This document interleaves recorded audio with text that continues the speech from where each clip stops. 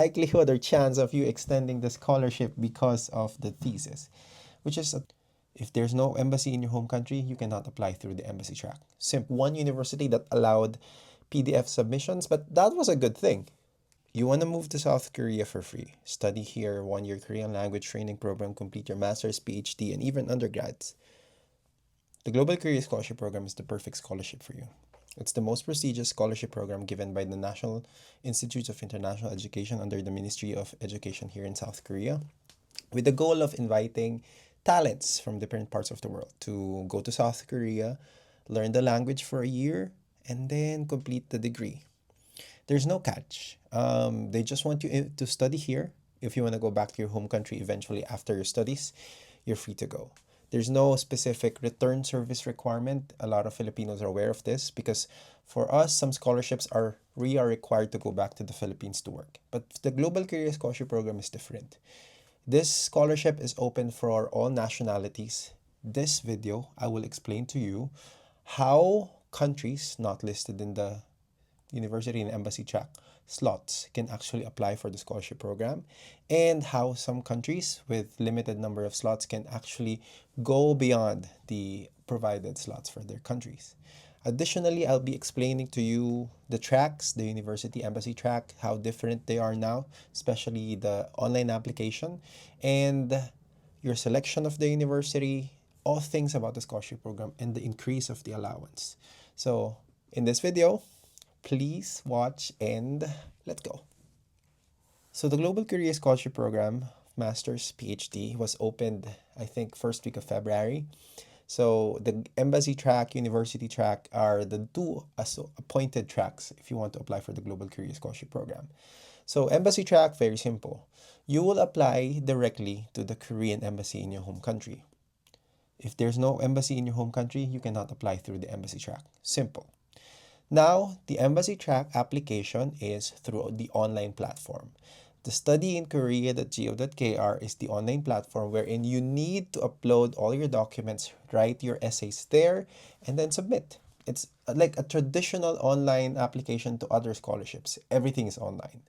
So once you have uploaded your documents, you have made your account, submitted, the Korean embassy in your home country will now select people for those who passed the document screening, those who passed the interview, and then they will select they will select students they will submit the documents to the respective universities. So embassy track allows you to choose 3 universities.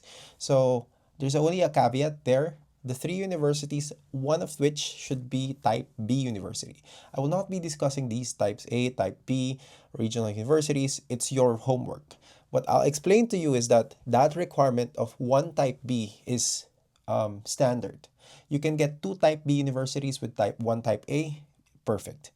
3 type B universities, it's also okay. But bottom line is 3 type A universities, that's the only thing not allowed. You can also select only 2 universities for embassy track. It's up to you. You can even select just 1 university for the Global Career Scholarship Embassy track. That's perfectly fine. The maximum is 3, but there's no minimum per se. So if you select embassy track, your application season starts on February 12 and ends on February 25. Once that February 25 is finished, you cannot apply anymore through the online application platform. Now I'll move to the university track. The university track carries the traditional application process, meaning you prepare the hard copy of your documents, you compile them, you label them, put them in an envelope, go to the courier, to the delivery to post, and have them shipped directly, not to the Korean embassy, and not even to the Ministry of Education, nor to the NIED. You submit it directly to, yes, you're right, to the university. That's why it's called university track. Very simple. The difference of embassy track and the university track are very simple. Embassy track, 3 universities. University track, only 1. Embassy track is online. University track is by post or the hard copy of documents. But some universities would allow you to submit your documents initially through PDF or email. If your university is that, good for you. You don't need to submit the hard copies immediately. But I only found out, I haven't really researched about it, but in my experience, there is I think 1 university that allowed PDF submissions, but that was a good thing. So once you pass the scholarship, regardless of the track, you will receive tuition fee support from the Global Korea Scholarship Program. So all your tuition fee are paid within the covered period. And then you'll receive a monthly allowance around 950 USD. Just convert it in your home country. In the Philippine peso, it's around, let's say, 50,000 pesos. That's a rough estimate. But like, that's a lot of money for a monthly basis. I'll explain to you the reason why I think it's just that amount. In South Korea, students are given around, let's say, 500 USD a month. So the Korean government were calculating this specific amount, and I think the reason why they increased at least 450. So from 500 the base allowance to 950 as the total allowance for you is because you have to pay for the dormitory and your health insurance, everything. You have to pay for them. So they give you additional money, at least 950 USD to use, spend, and use for buying books, buying your materials. So here in South Korea, that's your main source of income. And to be honest, if you're asking me about this income, the salary, it's enough to survive. Survival. It's not really enough for you to eat samgyeopsal every day, go to Olive Young every day to buy skincare and such. That's not the intended use for it. And once you're here in South Korea, you'll receive it monthly. So that's very important. And then aside from that, you'll also receive a settlement allowance, I think. And then once you have graduated, this comes the option. Do you want to stay here in South Korea or you want to go back to your home country?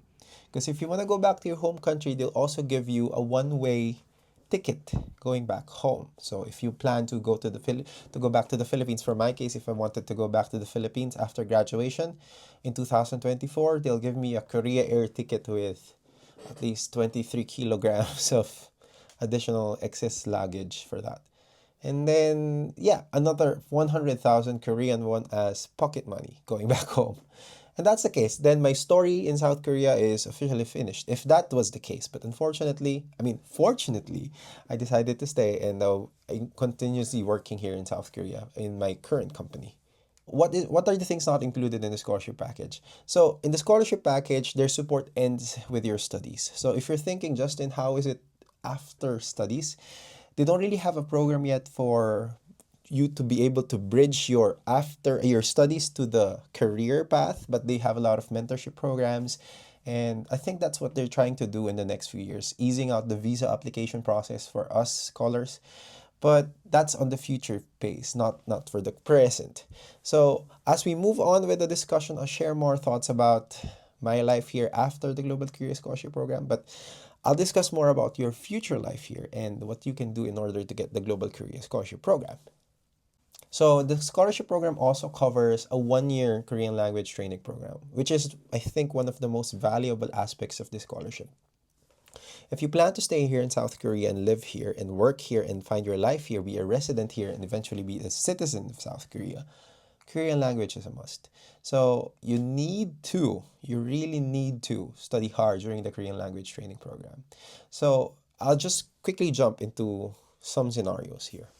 If you fail to get the required level 3 or level 4 or whatever level your university is requesting you to have before you start your degree program, NIED allows you to extend for 6 months. So the initial 1 year language training program is extendable to 1 year and a half. So during the 1 year and a half, you'll receive the same amount of money, the same allowance, and tuition fee support. But once you fail to get the level 3 within that, or the minimum requirement from your university within that 1.5 year, you have to go back to your home country empty-handed.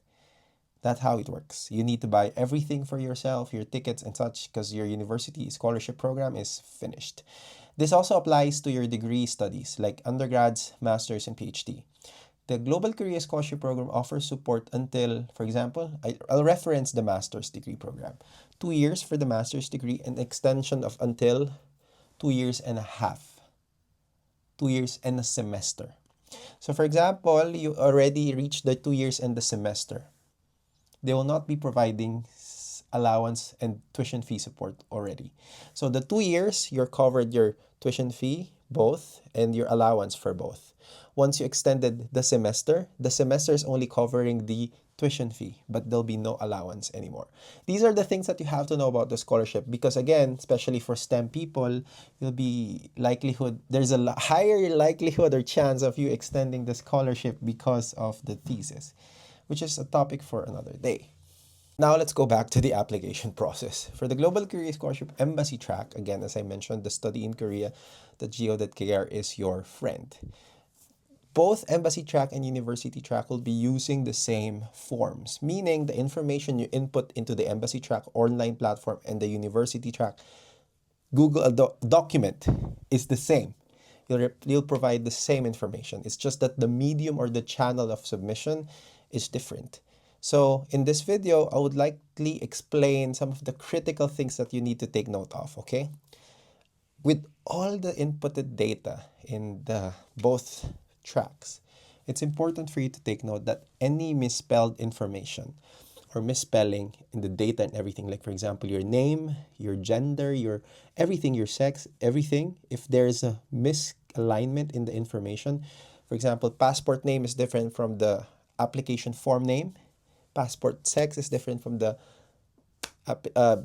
application sex, birth dates and such, it means guaranteed rejection.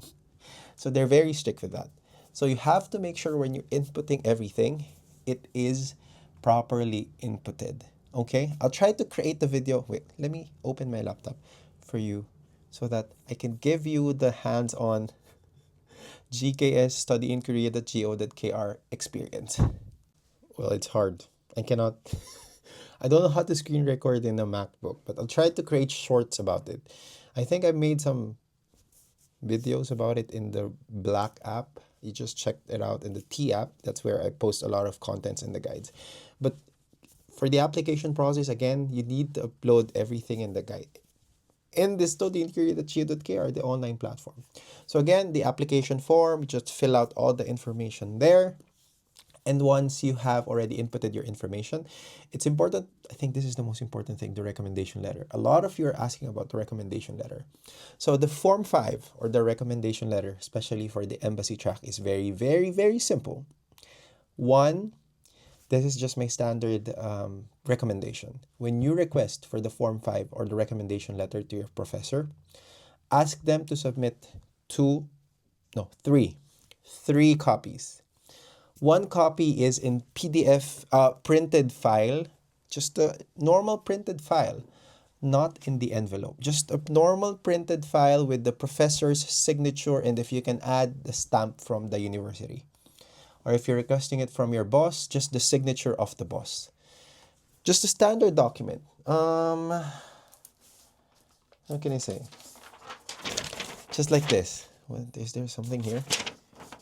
Okay, just a normal document like this, a standard document with the signature. This is, for example, the recommendation letter. That's the first document to request. The second document and the third documents are in the ones in the envelope. This is an example of the envelope. You have to put the essays and the recommendation letter and the Form 5, not the essays. Again, you have to put the recommendation letter and the Form 5 inside. So some of you are wondering, Justin, why are you separating the Form 5 and the recommendation letter? Because the NIED gave the option of if you want to use the Form 5 itself, it's perfectly fine. But some professors would like to use the recommendation letter that comes from the university itself. There's like a specific university letterhead and such, the seal of the university. Some of them wants to use that. So technically, what will happen to your case is, let me get another piece of paper. Here's another piece of paper. So this is the Form 5, and this is the recommendation letter, the one with the letterhead from the university. What will happen is like this. Form 5, university letterhead, fold them, put them inside the envelope. And then, why is it so messy here? Once you have the envelope, guys, you see this flap of the envelope? This is an important step or process. The professor should sign here and here after securely sealing the envelope. So meaning you are not allowed to open the sealed envelope. The sealed envelope will be submitted if you pass the round 1 of the embassy track. So what are then the requirements? For the first round, you need to get this, the one outside the envelope, the initial document, the one that is not sealed. You have to scan this one and submit via the online platform, the portal. So that's very important. And I think that's the thing a lot of you are confused of, the Form 5 recommendation letter. So a lot of you are asking, Justin, what if I have 2 or more recommendation letters? For the Global Career Scholarship Program, both tracks, embassy track and the university track, one is the only requirement, unless the universities decided to add additional requirements. For the university track, then probably 2 is the maximum. But the minimum is always allowed 1 recommendation letter. So if you have 1 recommendation letter that actually form under the Form 5, there's a specific section there in the studyincareer.go.kr, Form 5. But the other recommendation letters will come and be scanned together with your awards and other certificates. And that's how it will work. I will not be discussing the basic requirements for the Global Career Scholarship Program because technically they are the same. Birth certificate, proof of citizenship, passport if you have, transcript of record of your last academic journey, certificate of completion of your last academic endeavor. If you are not yet a completer of, for example, bachelor's degree, you're still studying that, certificate of expected graduation is allowed. Note, provisional certificate is not allowed. So if your country, it takes 1 to 2 years to publish your certificate of completion, please save your time and money and apply once the specific graduate certificate is published. Because NIED explicitly said, no, you cannot apply with a provisional certificate. And that's a strict requirement from them. I'll move on with the embassy track. Some of the things that you have to make sure that you fill out is that the 17,000 character limit for the embassy track is in place. And take note of this. For the English characters, it's 17,000. But for the Korean characters, it's 10,000 characters, right?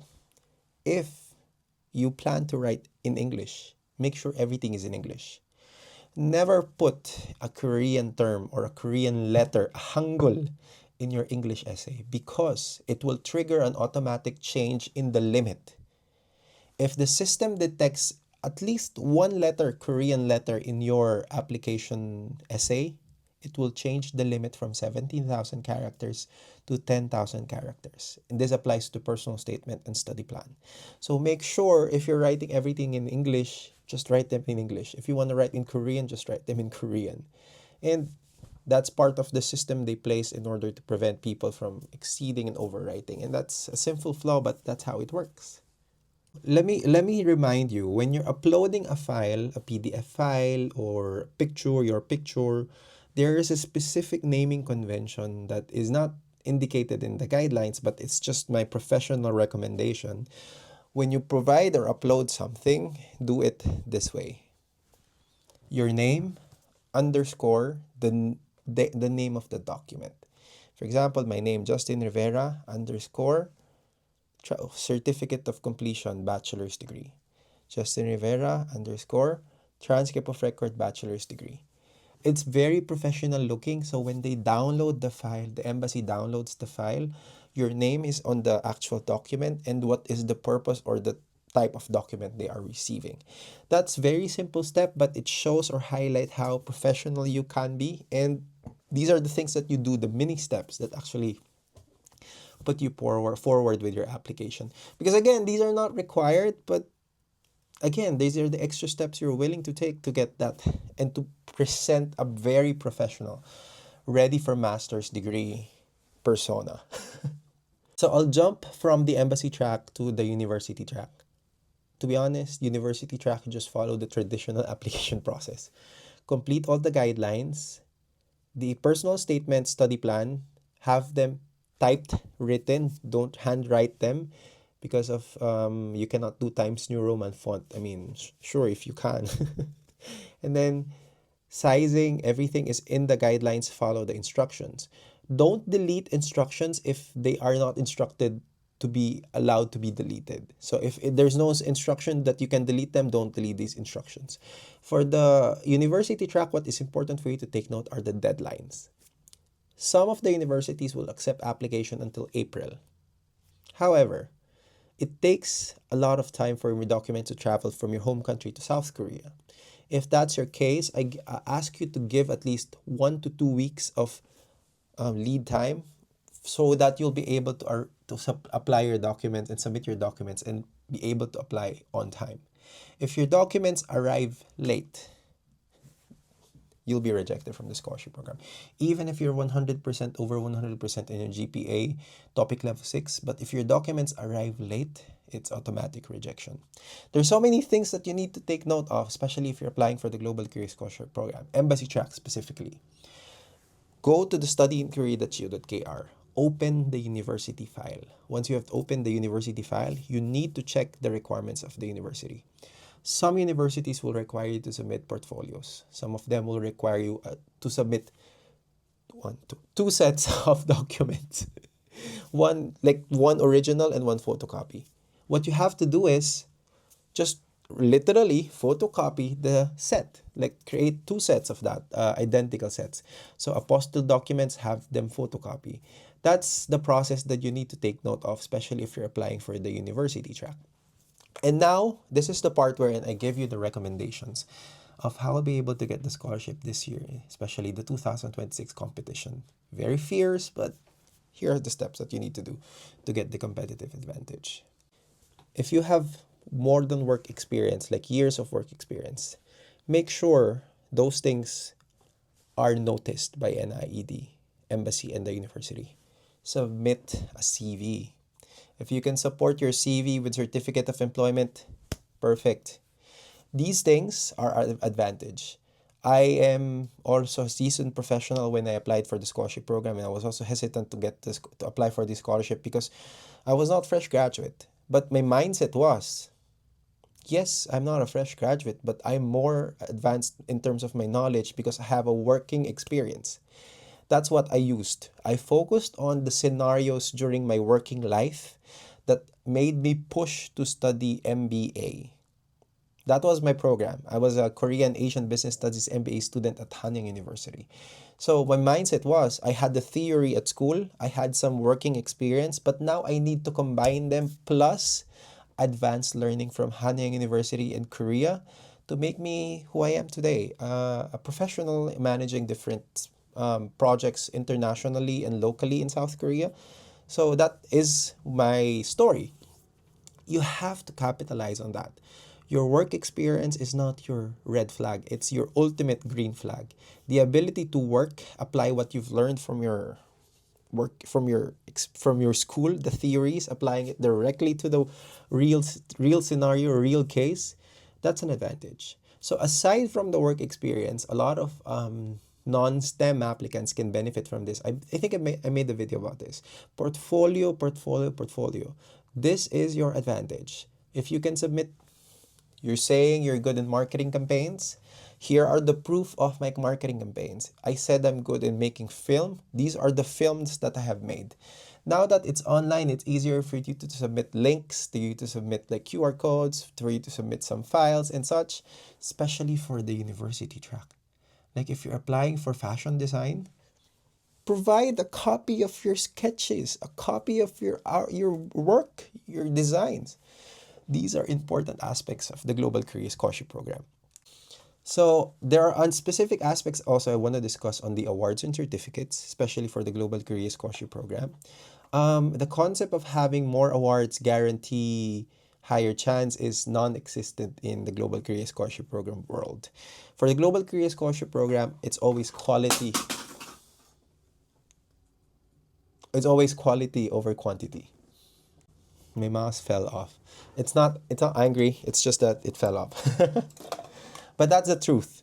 Even if you submit 50 awards and certificates for your Global Career Scholarship Program application, but again, they're all over the place. You have awards and certificates related to math, to science, then you have a lot of awards to history, and then arts, but you're applying for cancer related studies.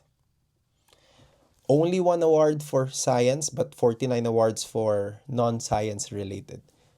That won't help them appreciate your knowledge. The things that will help them appreciate your knowledge is if you're applying for cancer related studies. Do you participate in the national cancer research if you have competitions in your home country? Do you have publications? Do you have journals, well cited journals, citations? These are important aspects you need to share in your application season. This works with those with STEM people who have a lot of publications, and these are the things that you need to do. And or in order to help you get that competitive advantage, I just want to mention STEM people have to contact professors here in South Korea. PhD applicants also have to contact professors in South Korea. What I mean by this is if you're applying for master's PhD, especially with laboratory, engineering sciences, health sciences, bio, chem, physics with laboratory, you need to contact professors now. These professors will determine and explain to you if they can accept students or not. I'll give you a scenario. You got the Globally Curious Scholarship Program. You are selected by your country, by the embassy, and you're about to realize that you don't have a school that can accept you. Because the professor in cancer research in that university has a fully booked laboratory. What will happen to you? How will you study? You have a master's thesis requirement, you have a PhD thesis requirement, but you don't have a thesis advisor. That will be a problem because you might end up going home without a degree and with just completed coursework. And that's something that I don't want you to experience. So you have to contact professors. Don't contact professors if your degree is thesis based, yes, but it's possible for you to do it with any professor. Like for example, like for business cases, like for business master's thesis, you don't really need laboratory for that. I mean, it depends on the university, but from my experience, I don't have thesis in Hana University. So yeah. In this part of the video, I'll be sharing with you some of the frequently asked questions when I create contents. I don't usually post contents on why YouTube, but I usually post a lot of contents on TikTok. So I'll share more contents about the frequently asked questions in the comment sections. So the one question that's always asked is, do I need passport if I want to apply for the Global Curious Scholarship Program? The answer is you don't need a passport to apply, but you will need a passport to fly out from your home country to South Korea. If in your home country it takes years to process passports, then you suddenly pass the scholarship. The NIAD will not support your passport processing. That's how they work. If you cannot have you don't have the passport ready, you cannot fly out. They will not support your passport processing. That's why I always recommend having at least the intent to apply for passport, or at least starting the process of the passport processing for the sake of anticipating a possible flight to South Korea soon. Another frequently asked question is the allowance enough? I have mentioned before, it's enough to survive. It's enough for you to buy your books, to eat 2 to 3 times a day, to drink coffee from time to time, but it's not enough for you to travel.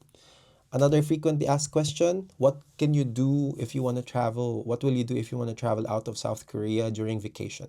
For the first year during your language training program, they really do not recommend traveling because they want you to focus on learning, but they don't prohibit you from traveling. It's just that there are restrictions. For example, you cannot stay away from South Korea in the span of more than 30 days. I think during my time it was 30 days. Meaning you should stay at least in the country within 28 days. No. Your maximum allowable outside stay in the country is, okay, slowly. The maximum allowable stay out of Korea while you're under the Global Career Scholarship Program is at least 30 days or a month, 1 month. The reason being, if you stayed more than 1 month, it's just not It's not that they don't allow you to stay. It's just that you will not receive 1 month of allowance if you stay out of the country within 1 month. And it's a wasted money. I mean, you could have saved that 1 month and that could be your allowance money. But like, since you decided to stay away from Korea for a month and two, you won't receive that money. That's one thing that I want to remind you. Finally, I can say it clearly. I kept on thinking the scenario in my mind because I think that was explained to us by the Office of International Affairs at Hanyang University. They suggest traveling. Yeah, sure, you can go back to your home country for at least 3 weeks, 4 weeks. But on the fourth week, make sure to go back here and report. There are specific reporting styles. Can I do part-time job while I'm studying? In the first year during Korean language training, 6 months, within the first 6 months, cannot. After the 6 months, you can, especially with you if you have high topic certificate or grade. You can work during your degree program, but it depends on your Korean language proficiency. If you have higher Korean language proficiency, you can work for more working hours. So those are the things that you have to keep in mind. What's the passing grade, eligibility grade for the scholarship? 80%. But again, it's a scholarship. It's a merit-based academic scholarship. If your grades are not that good, think twice. If you have pre-existing conditions, health conditions, will that hinder your application? To be honest, yes. This is when I'm being very honest here. If you have, like, for example, history of mental health, issues on physical health, pre-existing conditions, these things are considered by the embassy and the Korean universities if they think you will be able to survive here. It's not that. Yeah, I'll just say it like that. I'll be honest about it. Because again, if you have these kinds of conditions, these are liabilities for them. From time to time, this will affect your studies. And the reason why you're here in South Korea is to study. So why will they select people with possible compromises to be a scholar if, again, that could be a possible case for you to go back home and not finish the degree? Don't take my case as if it's from NIED. These are just my observations, and these are just the reality checks that I want you to know about the scholarship program. Some of the questions that are usually asked. And then the grades, if your grading system is not 4.0, 4.5, 4.3, 5.0, or the percentile, you need a specific conversion from either your university directly or Scholaro, and then that certificate is certified by your university. Some countries, they don't issue that specific certification, and some countries, the university are strict and don't even approve Scholaro conversion. But you don't know what to do, right? Just ask the university for a conversion or explanation of your GPA. Just ask them to explain what does 8.8 over 10 mean in terms of my grade, my excellence, my academic proficiency. Then submit that. Because you don't know what to do. Even I don't know what to do. I always get this question. And then attach the Scholaro certificate after that specific information or document from your university in your home country. Another frequently asked question, do you need to have language proficiency before you apply for the scholarship? The answer is no, it's not required. I went to Korea and applied for the scholarship with just my English language skill, which is actually now dilapidating because of staying outside of the Philippines for a long period of time and staying in a Korean language environment. Yeah, my English is dying. That's why I download this. What is this? This vocabulary app in my watch, so it can remind me the term millennial. Since I'm a millennial, anyway. So there. Are there other frequently asked questions? Actually, none. If you have questions, feel free to write them in the comment section. This video is already very long. But again, this is a general summary of the Global Career Scholarship Program sphere. What do you expect? How can you be able to get by? The possible advantages. Some few frequently asked questions and how to answer them. And yeah, good luck. See you here in South Korea.